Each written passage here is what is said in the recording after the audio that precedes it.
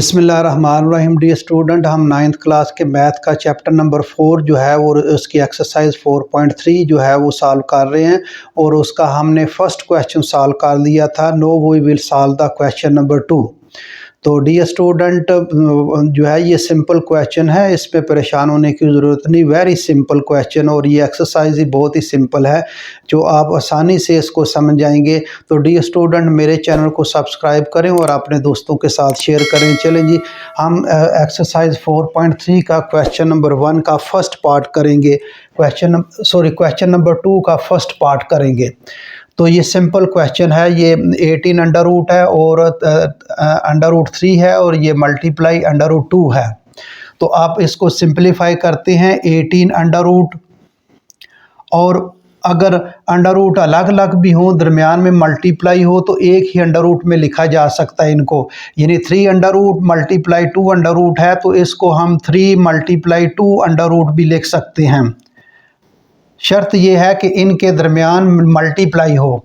तो हमने 3 under root 3 और अंडर रूट 2 को हमने एक ही अंडर रूट में लिख दिया 3 मल्टीप्लाई 2। अब अगर ऊपर भी अंडर रूट है और नीचे भी अंडर रूट है, कोई मल्टीप्लाई हो या सिंगल रकम हो, तो हम एक अंडर रूट के नीचे लिख सकते हैं इनको। ये आ जाएगा 18 ओवर 3 मल्टीप्लाई 2। एक ही अंडर रूट में लिख सकते हैं इसको। मसलन ये है 2 अंडर रूट हो मल्टीप्लाई 7 अंडर रूट हो ओवर 3 प्लस 4 अंडर रूट हो, तो इसको इस तरह भी लिख सकते हैं। इसको एक ही अंडर रूट के अंदर लिख सकते हैं 2 मल्टीप्लाई 7, और इसको अलग अलग भी कर सकते हैं। कंडीशन ये है कि इसका इनके दरमियान मल्टीप्लाई हो, तो ये सिंपल लिखा जा सकता है। अगर प्लस माइनस हो तो फिर नहीं हम कर सकते। अगर मल्टीप्लाई हो तो ये अलग अलग अंडर रूट हो, एक अंडर रूट में लिखा जा सकता है, और अगर एक अंडर रूट में हो तो इनको अलग अलग भी लिखा जा सकता है। तो वेरी सिंपल जो है ये इसमें है।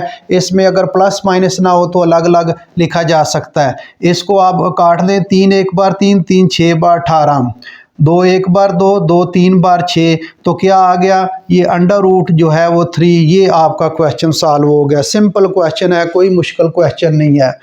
अगला पार्ट करते हैं जी, पार्ट नंबर 2। पार्ट नंबर 2 है 21 अंडर रूट, पार्ट 2 है इसका,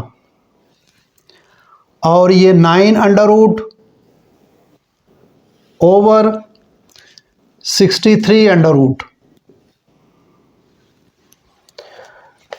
21 under root, 9 under root over 63 under root. तो इसी तरह जिस तरह मैंने पहले बताया कि ये अंडर रूट अलग अलग अंडर रूट हैं, दरमियान में मल्टीप्लाई है, तो आप एक ही अंडर रूट में लिख सकते हैं 21 मल्टीप्लाई 9 अंडर रूट, और इसको 63 अंडर रूट ये अलग नीचे 63 अंडर रूट है।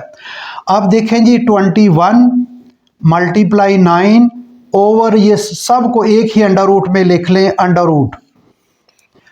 अब इसको 9 एक बार 9, और 9 7 बार 63, और 7 एक बार 7, 7 3 बार 21, तो इसका भी क्या आ गया 3 अंडर रूट। ये इसका आंसर आ गया। वेरी सिंपल क्वेश्चन है, बहुत ही आसान है डी स्टूडेंट, आप खुद इसको हल कर सकते हैं। ये सिंपलीफाई एक ही अंडर रूट में लिख दिया ऊपर वाले को, फिर नीचे तो उसी तरह लिख दिया, फिर सबको एक ही अंडर रूट में कर दिया, तो ये क्वेश्चन सिंपलीफाई हो जाएगा। बड़ा आसान क्वेश्चन है। आगे इसका हम थर्ड पार्ट करते हैं जी। थर्ड पार्ट है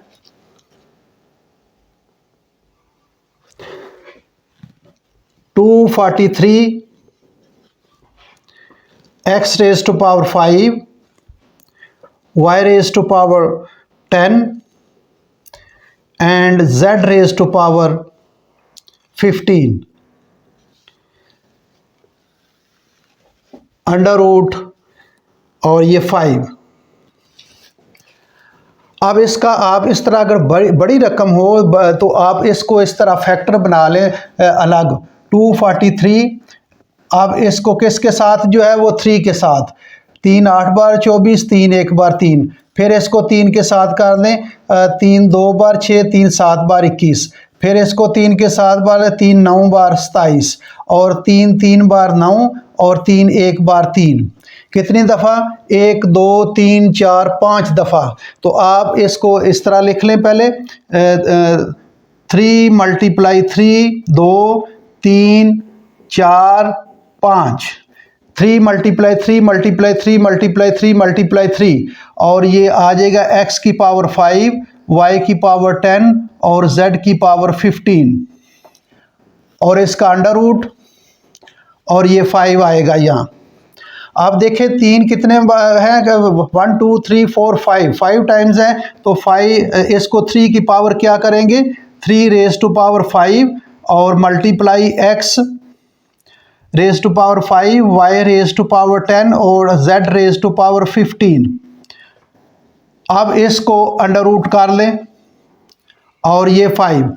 अब इसको पावर, अंडर रूट को पावर में ले आए, तो ये 3 raise to power 5, x raise to power 5, y raise to power 10 and z raise to power 15। Power क्या होगा? यहाँ जो भी हो, अगर कुछ ना हो तो 1/2 होता है, यहाँ 5 है तो ये 1/5। अब अब इनको पावर को पावर के साथ मल्टीप्लाई कर देना, इसको सिंप्लीफाई करेंगे, यानी 3 और 5 रेज़ टू पावर 1/5 आ जाएगा। ये पावर के साथ मल्टीप्लाई होती है, x raise to power 5 multiply 1/5, y raise to power 10 multiply 1/5, और z raise to power 15 multiply 1/5। ये 5 के साथ कैंसिल, ये भी 5 के साथ कैंसिल, 5 एक बार 5, 2 बार 10, 5 एक बार 5, 5 3 बार 15। तो ये क्या आ जाएगा? 3x की पावर 1 लिखने की ज़रूरत नहीं, y की पावर क्या 2 आ जाएगा, और z की पावर क्या आ जाएगा? 3। ये इसका आंसर है। सिंपल क्वेश्चन है ये, 3x y raise to power 2 z raise to power 3।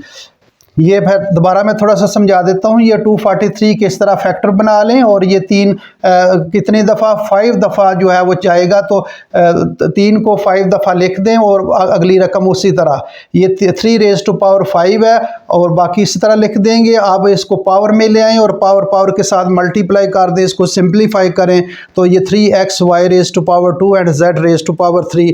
ये इसका सिंपल क्वेश्चन है। डी स्टूडेंट, अगर आपने नोट करना है तो नोट कर लें, वेरी सिंपल क्वेश्चन है, आप खुद भी इनको हल कर सकते हैं।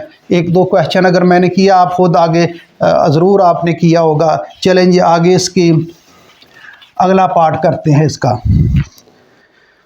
अगला part number 4,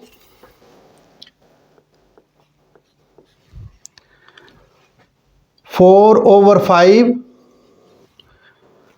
multiply under root 125 और ये 3। Very simple question. 4/5,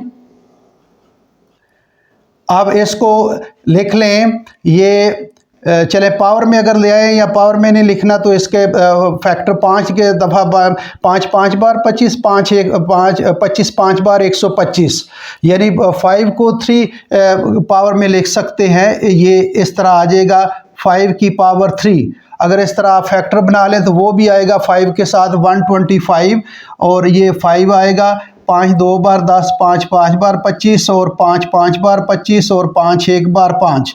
कितनी दफ़ा? 5, 3 दफ़ा। तो मैंने डायरेक्ट लिख दिया 5 रेज़ टू पावर 3। अगर इस तरह नहीं लिखना तो आप चलें इस तरह कर लें, 5 × 5 × 5। एक स्टेप बढ़ जाएगा, 4/5, ये आ जाएगा 5 की पावर 3, और ये 3 इसका है अंडर रूट 4/5। अब इसको आप पावर में ले आए अंडर रूट को, तो ये पावर क्या आएगा? 1/3। ये जहाँ जो भी हो 1 हो जाता है, तो ये 3 है तो 1/3 हो जाएगा। 4/5 ये आ जाएगा, पावर के साथ मल्टीप्लाई होता है, तो 5 पावर 3 मल्टीप्लाई 1/3। अब ये 3 के साथ कैंसिल, ये 4/5 मल्टीप्लाई 5, ये 5 के साथ कैंसिल, तो क्या आ जाएगा? 4 आंसर आ जाएगा। वेरी सिंपल क्वेश्चन है ये जो है। आप अगर डियर स्टूडेंट, अगर आपने नोट करना है तो आप नोट कर लें। आगे इसकी पार्ट नंबर 5 करते हैं। सिंपल है। 125 जो है वो 3 दफ़ा 5 बार 25 5 बार 125, ये 5 की पावर 3 आ जाएगा। अब इस अंडर रूट को पावर में लाएं और पावर के साथ मल्टीप्लाई होगा, सिंप्लीफाई कर लें। वेरी सिंपल क्वेश्चन जो है। अगला हम पार्ट नंबर 5 करते हैं इसको जी।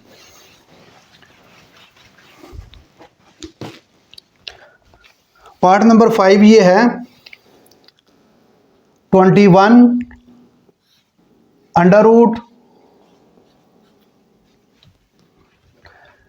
Multiply 7 under root multiply 3 under root. तो सिंपल क्वेश्चन है, इसको आप एक ही अंडर रूट में लिख सकते हैं क्योंकि मल्टीप्लाई अलग अलग अंडर रूट है, एक ही अंडर रूट में लिख लें।